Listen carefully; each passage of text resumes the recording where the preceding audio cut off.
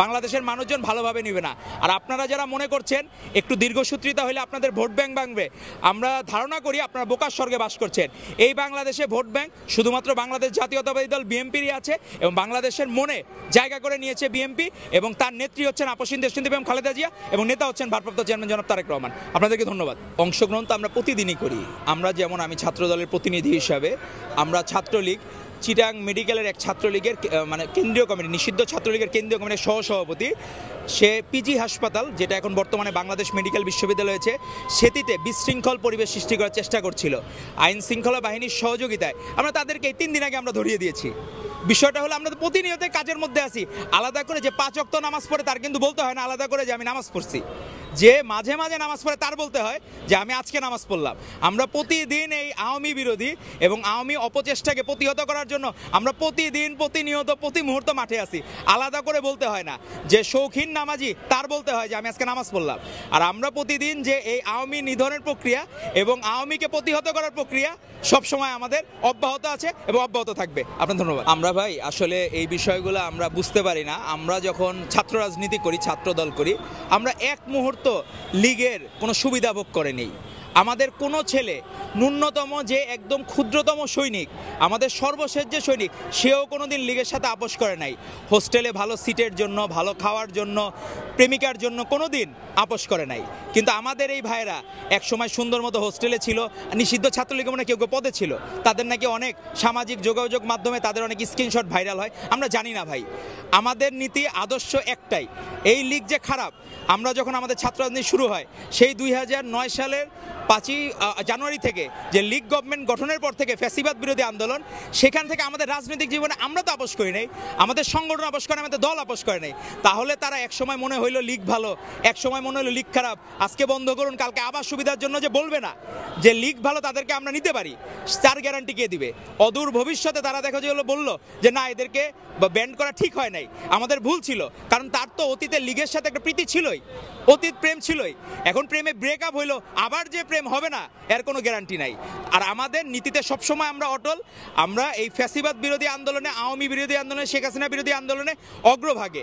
আমরা ছাত্রদল ভ্যানগার্ড হিসেবে ছিল বাংলাদেশ জাতীয়তাবাদী দলের এবং ভবিষ্যতেও নিষিদ্ধ ছাত্রলীগকে প্রতিহত করার জন্য এবং আওয়ামী লীগের দোসররা বিভিন্ন জায়গায় ছড়িয়ে ছিটিয়ে হাসিনাকে দেশে ফিরিয়ে আনার জন্য সুষ্ঠু নির্বাচনের মাধ্যমে যদি আমাদের সরকার গঠন করবে ইনশাল্লাহ, তখন আমরা হাসিনাকে অবশ্যই ফিরিয়ে এনে এবং আব্দুল হামিদ সহ তার আওয়ামী লীগ যত নেতারা, সুপ্রিম লিডাররা, এই দোসররা যারা বিভিন্ন জায়গায় পলায়ন করে আছে, তাদেরকে অবশ্যই রাষ্ট্রীয়ভাবে ফেরত এনে তাদেরকে বিচারের আওতায় আনা হবে। আপনাদেরকে ধন্যবাদ। লীগ তার কৃতকর্মের ফলাফল কিন্তু গতকাল ঘোষণা হয় নাই, ঘোষণা হয়েছিল 24-এর 7ই জানুয়ারি ডামি নির্বাচনের সময়।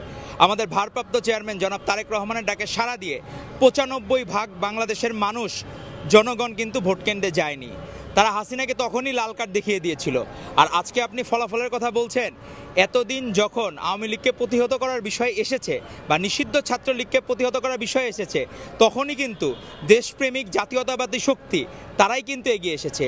গতকালও এমন হয়েছে, আমাদের এক নেতা অঙ্গ সংগঠনের, সে তার আপন ভাই যে লীগ করে তাকে পুলিশের কাছে দিয়েছে, কারণ সে মনে করেছে যে এই লীগ সমাজের জন্য ক্ষতিকর।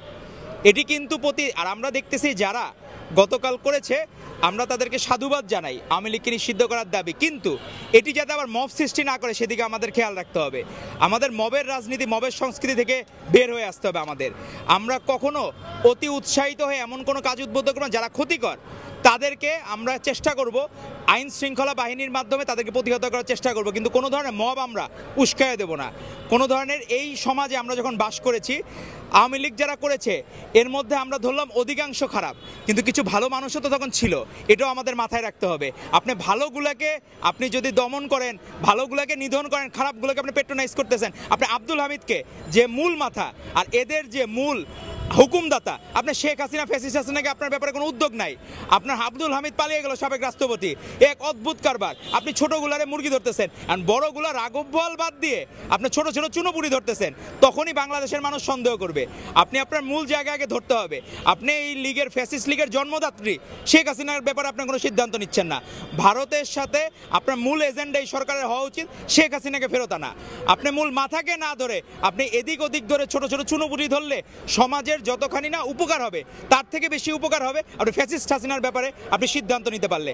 আব্দুল হামিদ কিভাবে কোন প্রক্রিয়ায় পালিয়ে গেল, সে কোন লেবাসে পালিয়ে গেল, একটি দেশের সাবেক ফ্যাসিস্ট সরকারের রাষ্ট্রপতি সে কিভাবে পালিয়ে গেল সেই বিষয়টা আমাদের জানতে হবে। অবশ্যই লীগের রাজনীতিতে তো আমাদের বিএনপির পক্ষ থেকে এই বছরের 12ই ফেব্রুয়ারি আমাদের বিএনপির পক্ষ থেকে প্রস্তাবনা জানিয়ে আসা হয়েছিল অন্তর্বর্তীকালীন সরকারের প্রধান বরাবর যে আমরা লীগের ব্যান্ড চাই।